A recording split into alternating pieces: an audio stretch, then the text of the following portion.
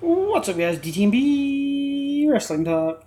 Former WWE wrestler Alberto Del Rio has talked about making his final run in wrestling in the WWE. It doesn't make a whole lot of sense to me because the WWE always shoots him over or doesn't do anything with him when he does come to the company.